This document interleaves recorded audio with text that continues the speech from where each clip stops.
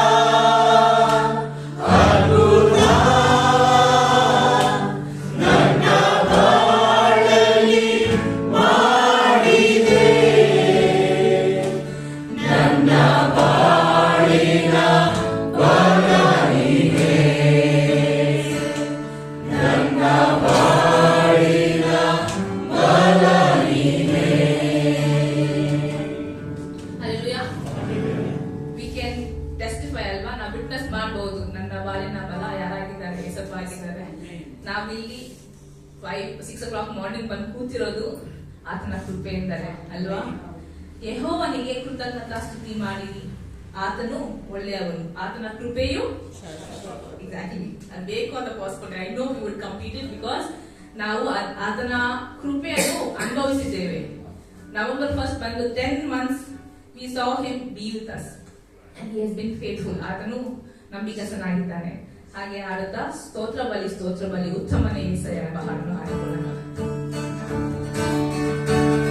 ಸ್ತೋತ್ರ ಬಲಿ ಉತ್ತಮನೇ యేసయ్య, ದುರ್ಗಾನೇ ಆನಂದವೇ ಅಪ್ಪನೇ ಪಾದದಲ್ಲಿ, ದುರ್ಗಾನೇ ಆನಂದವೇ ಅಪ್ಪನೇ ಪಾದದಲ್ಲಿ. ಸ್ತೋತ್ರ ಬಲಿ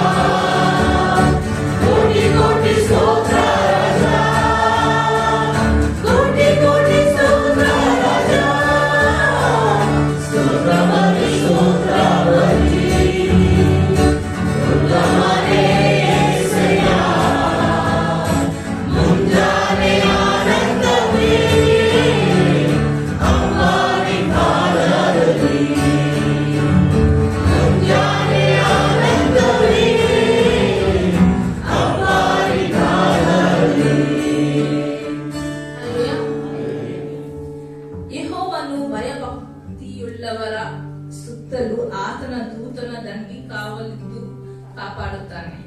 ಆಮೇಲೆ ಆತನು ನಮಗೆಲ್ಲರಿಗೂ ದೂತರನ್ನು ಕಾಪಾಡಿತಾನೆ ಆಯ್ತಂಗ ಅದನ್ನ ನಾವು ಏನಂತಾರೆ ಡಿಕ್ಲೇರ್ ಮಾಡುವ.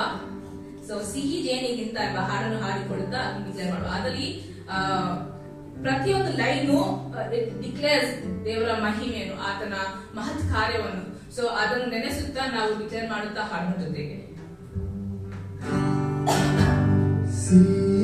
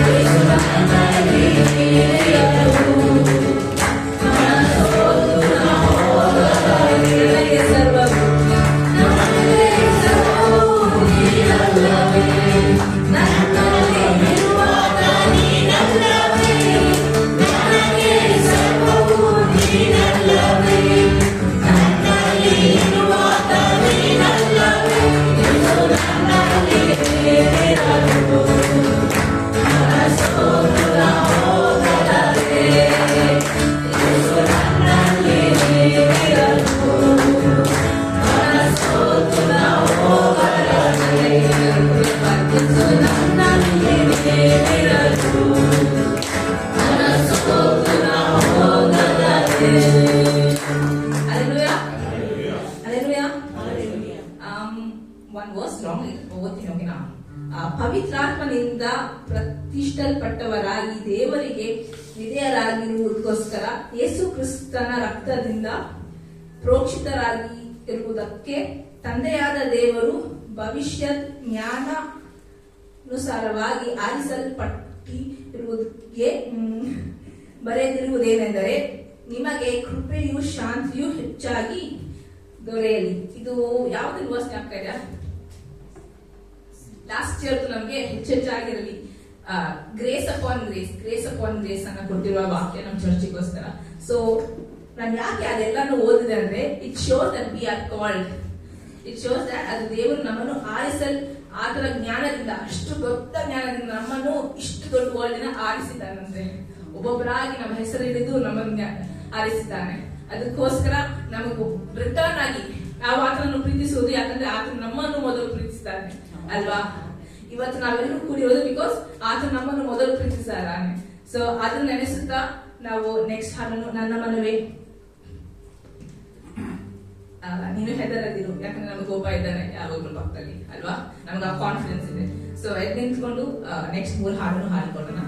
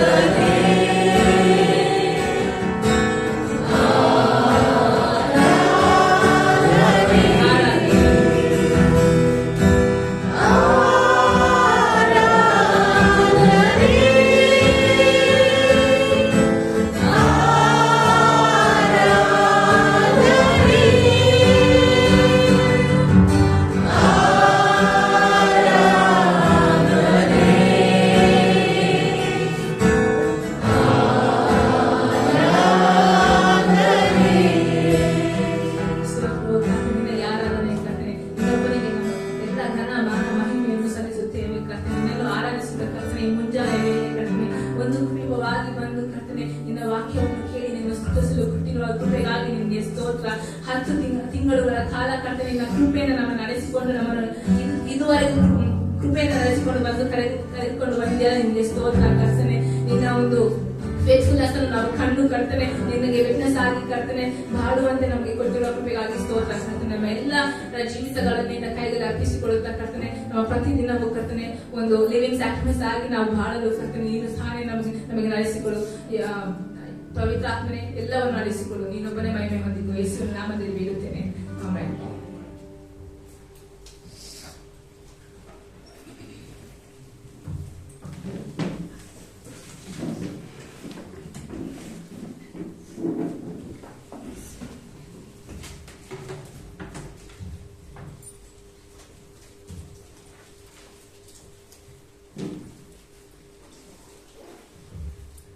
ನಾವೆಲ್ಲರೂ ನಮ್ಮ ಒಂದು ಕಾರ್ಯಕ್ರಮ ಭಾಗನ ಕರಗ ತೆಗೆದುಕೊಳ್ಳೋಣ.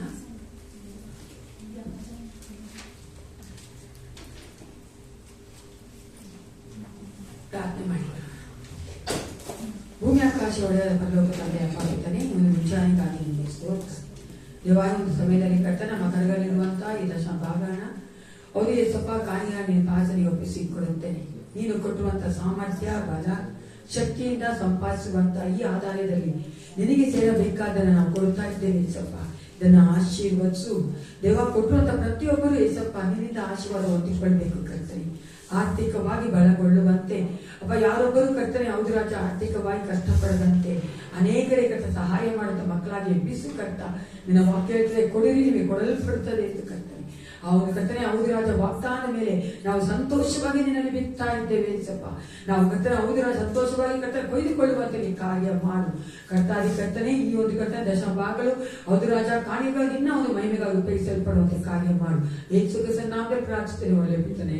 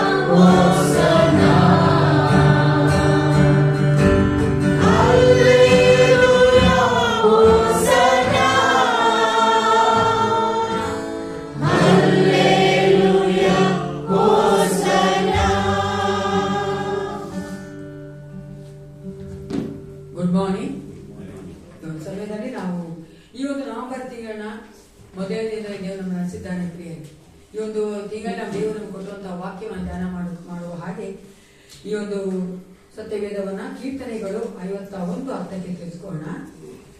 Psalms 51:10. ಕೀರ್ತನೆಗಳು 51:10. ದೇವರೇ ನನ್ನಲ್ಲಿ ಶುದ್ಧ ಹೃದಯವನ್ನು ನಿರ್ಮಿಸು, ನನಗೆ ಸ್ಥಿರ ಚಿತ್ತವನ್ನು ಅನುಗ್ರಹಿಸಿ ನನ್ನನ್ನು ನೂತನಪಡಿಸಿ. ಹೌದು, ನಾವು ನೋಡ್ತೇವೆ ಈ ಒಂದು ತಿಂಗಳಲ್ಲಿ ದೇವರು ನಮ್ಗೆ ಕೊಟ್ಟುವಂತಹ ವಾಕ್ಯ ಇದು.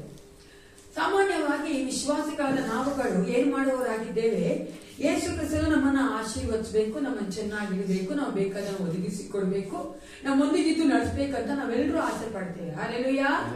ಅದು ತಪ್ಪಲ್ಲ ಪ್ರಿಯೆ. ಆದ್ರೆ ದೇವರ ವಾಕ್ಯ ಇನ್ನೂ ಒಂದನ್ನ ಬಹಳ ಮುಖ್ಯವಾಗಿ ಕೇಳುವಂತದ್ದು ನಾವು ಯಾವ ರೀತಿಯಾಗಿ ದೇವರಲ್ಲಿದ್ದೇವೆ. ಈ ಒಂದು ವಾಕ್ಯವನ್ನ ದೇವರು ಈ ತಿಂಗಳೆಲ್ಲ ಇನ್ಫ್ಯಾಕ್ಟ್ ನೋಡಕ್ ಹೋದ್ರೆ ನಮ್ಮ ಜೀವನ ಪರ್ಯಂತವೆಲ್ಲ ಒಂದು ಪ್ರಾರ್ಥನೆಯಾಗಿ ನಾವು ಮಾಡುವಂತ ಒಂದು ವಾಕ್ಯವಾಗಿದೆ.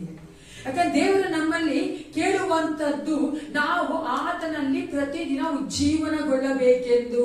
ಆಮೇಲೆ ಅವನು ರಿನ್ಯೂವಲ್ ಆಗಬೇಕು ನಾವು ಆತನಲ್ಲಿ ಪ್ರತಿದಿನ.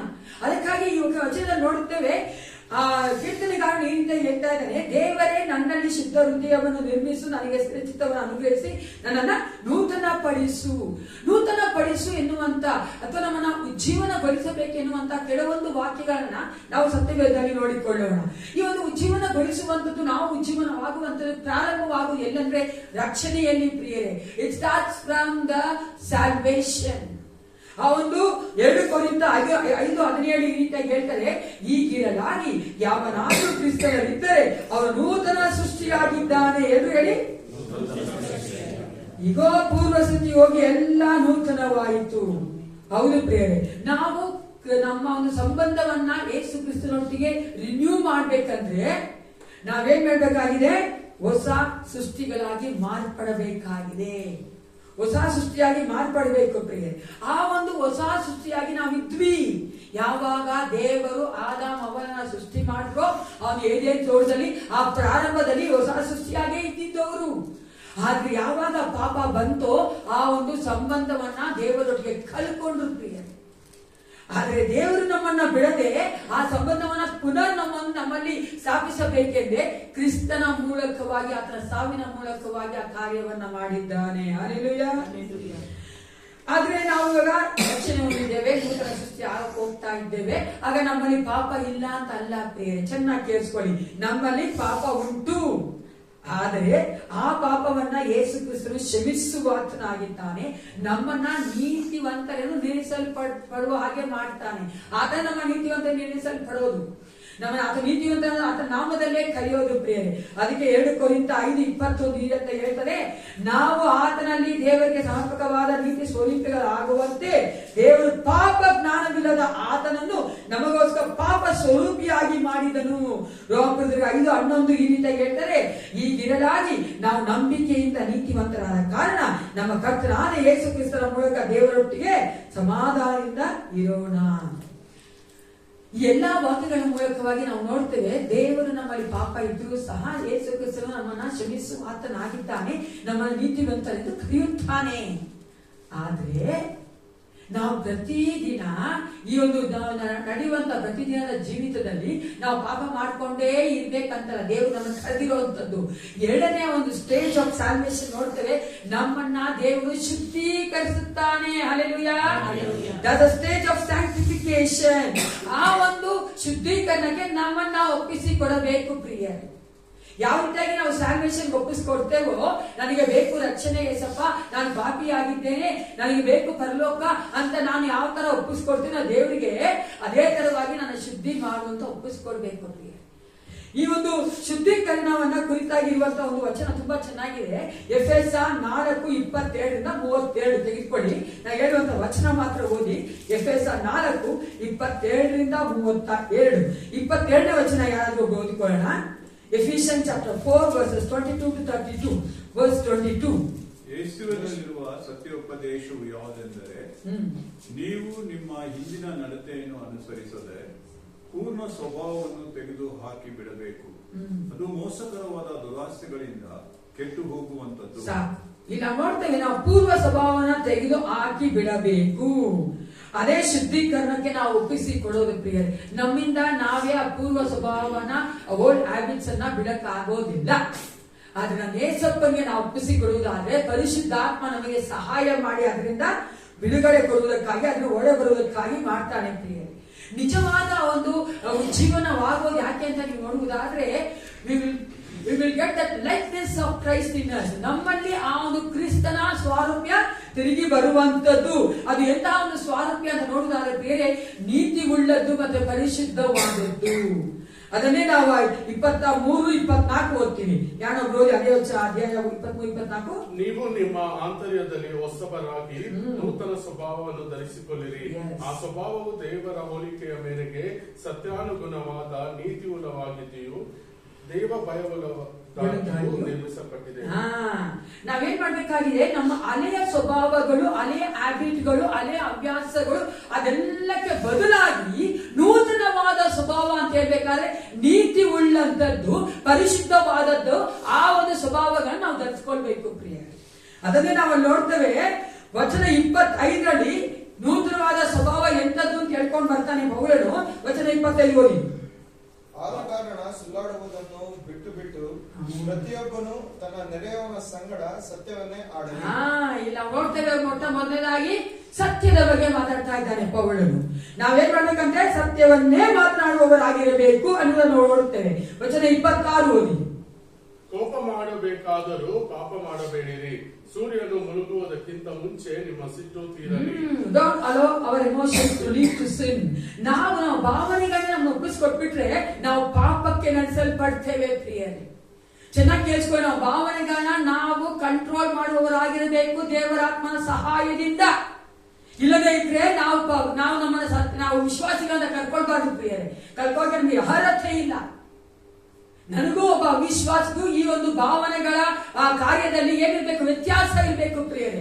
ಅವಿಶ್ವಾಸಿ ಆದರೂ ಭಾವನೆಯನ್ನ ಕಂಟ್ರೋಲ್ ಮಾಡಿದ ಅವ್ರು ಇಷ್ಟ ಬಂದ ಜೀವನ ಮಾಡ್ತಾರೆ, ಇಷ್ಟ ಬಂದ ಮಾತಾಡ್ತಾರೆ, ಇಷ್ಟ ಬಂದ ಎಲ್ಲಾ ಕಾರ್ಯಗಳ ಮಾಡ್ತಾ ಇದ್ದಾರೆ. ಆದ್ರೆ ನಾವಾದ್ರೂ ಆ ಭಾವನೆಗಳನ್ನ ಯಾರ ಒಂದು ಅಧೀನಕ್ಕೆ ಒಪ್ಪಿಸ್ಕೊಟ್ಟಿದ್ದೇವೆ, ಪರಿಶುದ್ಧಾತ್ಮನ ಅಧೀನಕ್ಕೆ. ಆದ್ದರಿಂದ ನಮ್ಗೆ ಆ ಒಂದು ಭಾವನೆಗಳು ಆ ಭಾವನೆಗಳು ನಮ್ಮನ್ನ ಪಾಪಕ್ಕೆ ನಡೆಸಬಾರ್ದು. ಸಿಟ್ಟು ಬಂದ್ರು, ಕೋಪ ಬಂದ್ರು ನಾವೇನ್ ಮಾಡಬಾರ್ದು. ವಚನ 27. ಸೈತಾನನಿಗೆ ಅವಕಾಶ ಕೊಡಬೇಡಿ.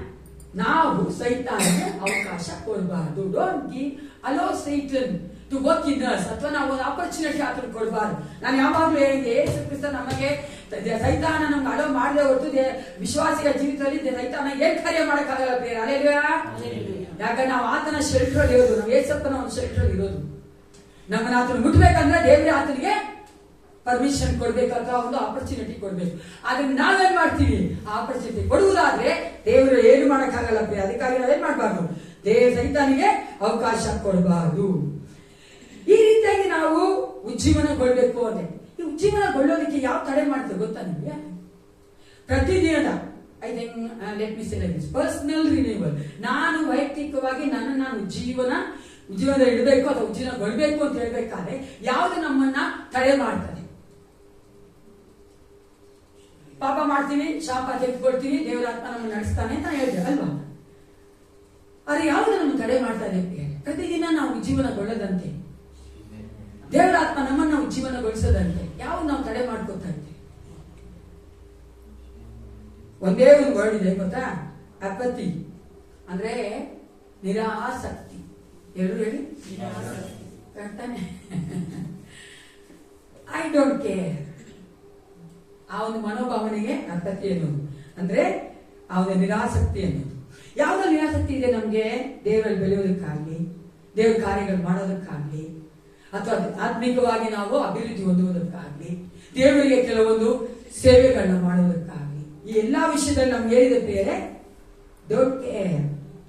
ನಾವೇನ್ ಮಾಡಲ್ಲ, ಆಸಕ್ತಿ ತೋರಿಸಲ್ಲ, ಕೇರ್ ಮಾಡಲ್ಲ.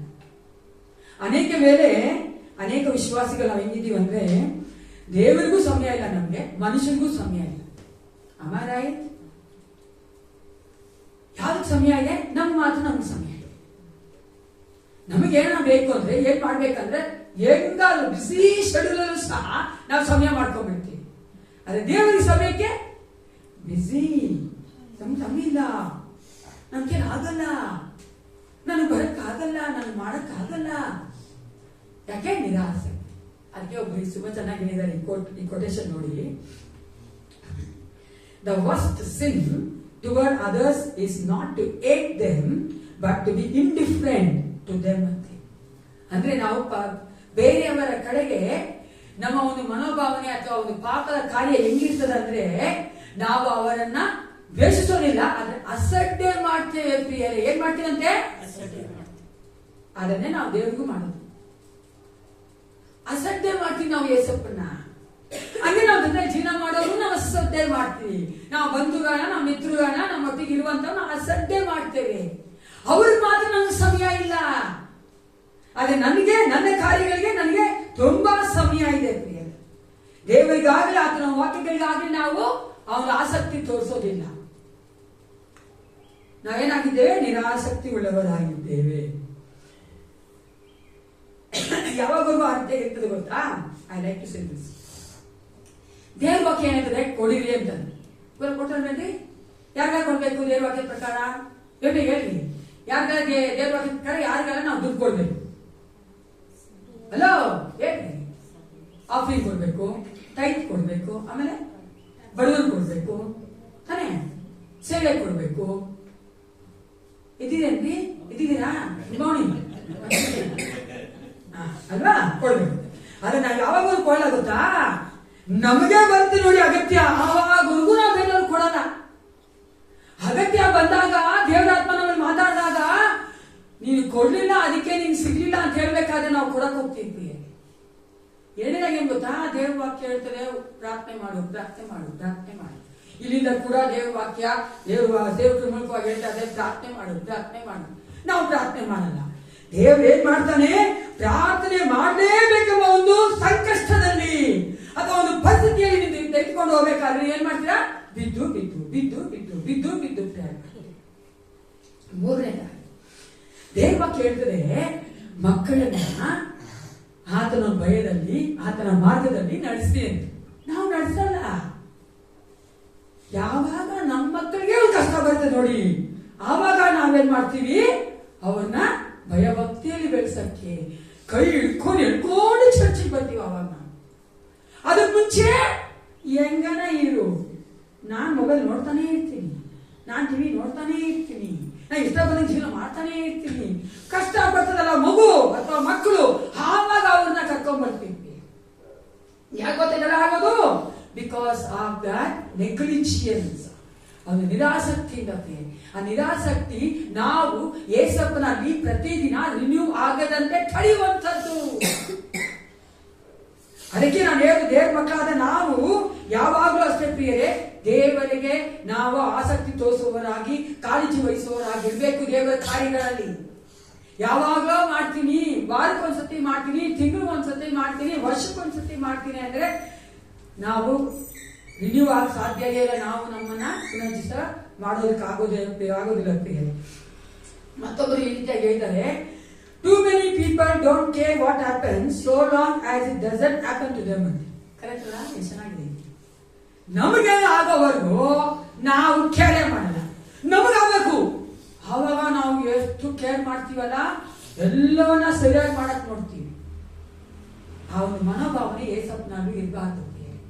ಸಭೆ ಕಡೆ ಇರಬಾರ್ದು, ಸೇವೆ ಕಡೆ ಇರಬಾರ್ದು, ಆತ್ಮಿಕ ಕಾರ್ಯಗಳ ಕಡೆ ಇರಬಾರ್ದು. ನಾವು ಈ ಲೋಕದ ನಿರಾಸಕ್ತಿ ತೋರಿಸಲು ಪರವಾಗಿಲ್ಲ, ಏಸಪ್ಪನಲ್ಲಿ ಆಸಕ್ತಿ ಉಳ್ಳವರಾಗಿರಬೇಕು. ಯಾಕೆಂದ್ರೆ ನಾವೇನಾಗಿದ್ದೇವೆ? ಸರ್ವಶಕ್ತನ ಮಕ್ಕಳಾಗಿದ್ದೇವೆ. ಹಲ್ಲೆಲೂಯಾ. ಅದಕ್ಕಾಗಿ ಪ್ರಿಯರೇ, ಕೊನೆಯದಾಗಿ ನಾವು ಯಾವ ತರವಾಗಿ ರಿನ್ಯೂ ಆಗೋದು ಅಥವಾ ಪ್ರತಿದಿನ ಪುನರ್ಜಿತ ಆಗೋದು, ಆ ಒಂದು ಉಜ್ಜೀವನಗೊಳ್ಳೋದು ಅಂತ ನೋಡ್ಬೇಕಾದ್ರೆ ಈ ವಚನದಲ್ಲಿ ಏನ್ ಹೇಳ್ತದೆ? ಕೀರ್ತನೆ 51:10 ಹೇಳ್ತದೆ, ಫಸ್ಟ್ ಅಂಡ್ ಫಾರ್ಮೋಸ್ಟ್ ನಾವು ದೇವರಲ್ಲಿಗೆ ಹೋಗ್ಬೇಕು. ಯಾರ ಹತ್ರ ಹೋಗಿ ಕೇಳ್ಬೇಕಂತ? ಈ ರೀತಿಯಾಗಿ, create in me a clean heart O God and renew a right spirit within me. ಓದಿ ಕಾರಣದಲ್ಲಿ, ದೇವರೇ ನೂತನ ಪಡಿಸು. ಪ್ರತಿದಿನ ನಾವು ಕರ್ತನಿಗೆ ಪ್ರೇರಿ ಪ್ರಾರ್ಥನೆ ಮಾಡಬೇಕು. ನಾವು ನೂತನಗೊಳ್ಬೇಕು. ಯಾಕಂದ್ರೆ ಏಸಪ್ಪನ ಮಕ್ಕಳಾಗಿ ಈ ಲೋಕದಲ್ಲಿ ಜೀವಿಸುವುದಕ್ಕಾಗಿ, ಈ ಲೋಕವನ್ನ ಜಯಿಸುವುದಕ್ಕಾಗಿ. ಎರಡನೇದಾಗಿ ನಾವು ನೋಡ್ತೇವೆ, ದೇವರ ಮೇಲೆಯೇ ನಾವು ಬಲಕ್ಕಾಗಿ ಆಶ್ರಯಿಸಿಕೊಳ್ಳಬೇಕು, ವೇಟ್ ಅಪಾನ್ ಮಾಡಬೇಕು, ಕಾಯ್ಬೇಕು ಪ್ರಿಯ. ಅದೇ ನಾವು ಯೆಶಾಯ 40:28-31 ನೋಡ್ತೇವೆ, ನೀನು ಗ್ರಹಿಸಲಿಲ್ಲವೋ ಕೇಳಲಿಲ್ಲವೋ, ಯೆಹೋವನು ನಿರಂತರ ದೇವರು, ಭೂಮಿಯ ಕಟ್ಟ ಕಡೆಗಳನ್ನು ನಿರ್ಮಿಸಿದವನು ಆಗಿದ್ದಾನೆ. ಆತನು ದಣಿದು ಬರಲಿಲ್ಲ, ಆತನ ವಿವೇಕವು ಪರಿಶೋಧನೆಗೆ ಅಗಮ್ಯ. ಸೋತವನಿಗೆ ತ್ರಾಣವನ್ನು ಅನುಗ್ರಹಿಸಿ ನಿರ್ಬಲನಿಗೆ ಬಹುಬಲವನ್ನು ದಯಪಾಲಿಸುತ್ತಾನೆ. ಹಲ್ಲೆಲೂಯಾ. ಯುವಕರು ದಣಿದು ಬಳಲುವರು, ತರುಣರು ತೊರಗಿ ಮುಗ್ಗರಿಸುವರು, ಯೆಹೋವನನ್ನು ನಿರೀಕ್ಷಿಸುವವರೋ ಎಲ್ಲರಿ ಹೊಸ ಬಲವನ್ನು ಹೊಂದುವರು, ಹದ್ದುಗಳಂತೆ ರೆಕ್ಕೆಗಳನ್ನು ಚಾಚಿಕೊಂಡು ಏರುವರು, ಓಡಿ ದಣಿಯರು ನಡೆದು ಬಳಲರು. ಇಂತಹ ವಾಕ್ಯಗಳನ್ನ ದೇವರು ನಮ್ಗೆ ಕೊಟ್ಟಿದ್ದಾನೆ. What A promise. ಅದಕ್ಕೋಸ್ಕರವಾಗಿ ನಾವು ಆತನಲ್ಲಿ ಯಾವಾಗಲೂ ಆತನಲ್ಲಿಯೇ ಬಲ ಹೊಂದೋದು ಮಾಡಬೇಕು ಬೇರೆ. We have to wait upon his strength. ನಾವು ಆತನ ಬಲಕ್ಕಾಗಿ ಆಶ್ರಯಿಸುವವರಾಗಿ ಆತನನ್ನ ಕಾಯುವವರಾಗಿರಬೇಕು. ನಾವೀಗ ಹೇಳಿದ ತಕ್ಷಣ, ನಾನು ಪ್ರೀಚ್ ಮಾಡಿದ ತಕ್ಷಣ ಅದು ಆಗುವಂತದ್ದಲ್ಲ. ಚಕ್ ಅಂತ ಆಮೇಲೆ ಹೋಗ್ಬಿಡೋದಿಲ್ಲ. ಓಕೆನಾ? ಆಗೋದಿಲ್ಲ, ಗೊತ್ತಲ್ವಾ? ಅದು ಪ್ರತಿದಿನ ನಡೆಯುವಂತದ್ದು. ಅದಕ್ಕಾಗಿ ದೇವರು ಏನ್ ಮಾಡ್ತಾನೆ, ನಮ್ಮ ಒಳಗಿನ ಮನುಷ್ಯನನ್ನ ಪ್ರತಿದಿನ ಉಜ್ಜೀವನ ಮಾಡ್ತಾನೆ. ಒಳ್ಳೆ ವಾಕ್ಯ 2 ಕೊರಿಂಥ 4:16 ಈ ತರ ಹೇಳ್ತದೆ, ಆದ್ದರಿಂದ ನಾವು ಧೈರ್ಯಗೆಡುವುದಿಲ್ಲ. ನಮ್ಮ ದೇಹವು ನಾಶವಾಗುತ್ತಾ ಇದ್ದರೂ ನಮ್ಮ ಆಂತರ್ಯವು ದಿನೇ ದಿನೇ ಹೊಸದಾಗುತ್ತಾ ಬರುತ್ತದೆ. ಒಳಗಿನ ಮನುಷ್ಯ ಪ್ರತಿದಿನ ಹೊಸದಾಗ್ತಾ ನಾವು ಹೊರಗಡೆ ಏಸಪ್ಪ ಜೀವಿಸ್ತಾ ಇರ್ತೇವೆ ಪ್ರಿಯ. Until unless our inner man gets the strength from the Lord, we cannot live for the Lord in this world. ಎರಡನೇದಾಗಿ ನಾವು ನೋಡ್ತೇವೆ, ನಾವು ಮನಸ್ಸುಗಳಲ್ಲಿ ಯಾವುದು ಉಜ್ಜೀವನ ಬರಬೇಕು. ಅದು ರೋಮಪುರ 12:2 ನೋಡ್ತೇವೆ. ಈ ಲೋಕದ ನಡವಳಿಕೆಯನ್ನು ಅನುಸರಿಸದೆ ನೂತನ ಮನಸ್ಸನ್ನು ಹೊಂದಿಕೊಂಡು ಪರಲೋಕ ಭಾವದವರಾಗಿರಿ. ಎಲ್ರು ನಿಂತ್ಕೊಂಡಾಗ್ತೇವೆ. ದೇವರು ತಾನೇ ಈ ಒಂದು ಪ್ರಾರ್ಥನೆಯನ್ನು ನಮ್ಮ ಜೀವಿತಗಳಲ್ಲಿ ಉತ್ತರಿಸುವಂತೆ ನಮ್ಮನ್ನು ನಾವು ಪರೀಕ್ಷೆ ಮಾಡಿಕೊಳ್ಳೋಣ. ನಾನು ಏಸಪ್ನಲ್ಲಿ ಯಾವ ತರ ಇದ್ದೇನೆ, ನಾನು ಏಸಪ್ಪಿಗಾಗಿ ಏನ್ ಮಾಡ್ಬೇಕಂತ ಯೋಚನೆ ಮಾಡಿದ್ದೇನೆ. ನಮ್ಮನ್ನು ನಾವು ತಿರುಗಿ ಪುನರ್ ಸ್ಥಾಪಿಸಬೇಕು, ಪ್ರತಿಷ್ಠೆ ಮಾಡ್ಕೋಬೇಕು ಪ್ರಿಯರೇ. ಯಾಕಂದ್ರೆ ನಾವು ಆತನಲ್ಲಿ ಪ್ರತಿದಿನ ರಿನ್ಯೂ ಆಗ್ಬೇಕಂದ್ರೆ ನನ್ನ ನಂಬಿಕೆಯನ್ನು ಆತನಲ್ಲಿ ತಿರುಗಿ ಪ್ರತಿಷ್ಠೆ ಮಾಡ್ಕೊಳ್ಬೇಕು. ನಾನು ಆತನಿಗೆ ಸೇವೆ ಮಾಡ್ತೀನಿ ಅಂತ ನಾನು ತಿರುಗಿ ಒಪ್ಪಿಸ್ಕೊಳ್ಬೇಕು. ಕೀರ್ತನೆ 51:10 ನಮ್ಮ ಒಂದು ಪ್ರಾರ್ಥನೆಯಾಗಿ, ದೇವರೇ ನನ್ನಲ್ಲಿ ಶುದ್ಧ ಹೃದಯವನ್ನು ನಿರ್ಮಿಸು, ನನಗೆ ಸ್ಥಿರಚಿತ್ತವನ್ನು ಅನುಗ್ರಹಿಸಿ ನನ್ನನ್ನು ನೂತನ ಪಡಿಸು. ಪ್ರತಿದಿನ ನಾವು ನೂತನವಾಗಬೇಕು ಪ್ರಿಯರೇ. So that we can reach him. ಆತನನ್ನ ಮುಟ್ಟುವವರೆಗೂ, ಆತನಲ್ಲಿ ಜೀವಿಸುವವರೆಗೂ, ನಿತ್ಯಕ್ಕೂ ಪರಲೋಕದಲ್ಲಿ ಇರುವವರೆಗೂ ಪ್ರಿಯರೇ ನಾವು ನೂತನಗೊಳ್ಳಬೇಕಾಗಿದೆ. ನಾವು ಹೆಂಗಿದ್ದೇವೆ ನಮ್ಮನ್ನೇ ಪರೀಕ್ಷೆ ಮಾಡಿಕೊಂಡವರಾಗಿ ದೇವರ ಆತ್ಮಕ್ಕೆ ನಮ್ಮನ್ನು ಒಪ್ಪಿಸಿಕೊಟ್ಟು ಪ್ರಾರ್ಥನೆ ಮಾಡಿಕೊಳ್ಳೋಣ. ಸೃಷ್ಟಿಕರ್ತನೆ ಪರಲೋಕ ತಂದೆ ಅಪ್ಪ ಪಿತನೇ, ಒಂದು ಸಭೆಗಾಗಿ ನಿಮಗೆ ಸ್ತೋತ್ರ ಉಂಟಾಗಲಿ ರಾಜ. ನವೆಂಬರ್ ತಿಂಗಳ ಕರ್ತನೆ ಮೊದಲ ದಿನದವರೆಗೂ ನಮ್ಮನ್ನು ಕಾಯ್ದಿದ್ದೀಯ, ಅದಕ್ಕಾಗಿ ನಿಮಗೆ ಕೋಟಿ ಕೋಟಿ ಸ್ತೋತ್ರ. ಈ ಒಂದು ತಿಂಗಳಲ್ಲಿ ಕರ್ತನೆ ವಾಕ್ಯವನ್ನು ಕೊಟ್ಟು ಕರ್ತನೆ ನಾವು ನಿನ್ನಲ್ಲಿ ನೂತನಗೊಳ್ಳಬೇಕಾಗಿದೆ. ಏಸಪ್ಪ ನಮ್ಮಲ್ಲಿ ಶುದ್ಧ ಹೃದಯವನ್ನು ಕರ್ತನೆ ನಿರ್ಮಿಸಿಕೊಡು ಅಪ್ಪ. ಹೌದು ರಾಜ, ನಾವು ನಮ್ಮನ್ನೇ ತಗ್ಗಿಸಿಕೊಳ್ಳುತ್ತೇವೆ ಅಪ್ಪ. ನಿನ್ನ ಪರಿಶುದ್ಧ ಆತ್ಮ ಸಹಾಯ ನಮ್ಗೆ ಬೇಕು ರಾಜ. ಅಪ್ಪ, ನೀನು ನಮಗೆ ಎಷ್ಟೆಲ್ಲ ಆಶೀರ್ವಾದವನ್ನು ಕೊಟ್ಟಿದ್ದೀವಿ ಕರ್ತನೆ. ನಾವು ನಿನ್ನಲ್ಲಿ ಯಾವ ತರ ಇದ್ದೇವೆ ಕರ್ತನೆ, ಎಷ್ಟು ಆಸಕ್ತಿ ತೋರಿಸ್ತಾ ಇದ್ದೇವೆ ಏಸಪ್ಪ. ಆ ನಿರಾಸಕ್ತಿಯನ್ನು ತೆಗೆದುಹಾಕು ರಾಜ. ನಿನ್ನಲ್ಲಿ ನಿನ್ನ ಕಾರ್ಯಗಳಿಗೆ ನಮ್ಮನ್ನು ಒಪ್ಪಿಸಿಕೊಡುವಂತೆ, ಅದರಲ್ಲಿ ಜೀವಿಸೋದಕ್ಕೆ ಕರ್ತನೆ ಮನಸ್ಸು ಮಾಡುವಂತೆ ಪ್ರತಿಯೊಬ್ಬರು ಕಾರ್ಯ ಮಾಡು. ನಮ್ಮ ಒಂದು ಸಭೆಯ ಪ್ರತಿಯೊಂದು ಕುಟುಂಬವನ್ನು ಆಶೀರ್ವದಿಸು. ನಿನ್ನಲ್ಲಿಯೇ ನಾವು ಜೀವಿಸುವವರಾಗಿ, ನಿನ್ನಲ್ಲೇ ಕರ್ತನೆ ನಾವು ಮನಸ್ಸು ಸೇರಿಕೊಳ್ಳುವಂತೆ ಕಾರ್ಯ ಮಾಡಬೇಕೆಂದು ಯೇಸು ಕ್ರಿಸ್ತನ ನಾಮದಲ್ಲಿ ಪ್ರಾರ್ಥಿಸುತ್ತೇನೆ. ಒಳ್ಳೆಯ ಪಿತನೇ, ನನ್ನ ಮನವೇ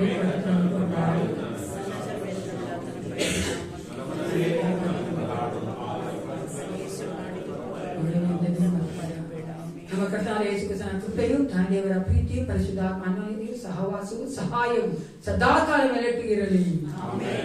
Let Jesus bless you and your family throughout this month.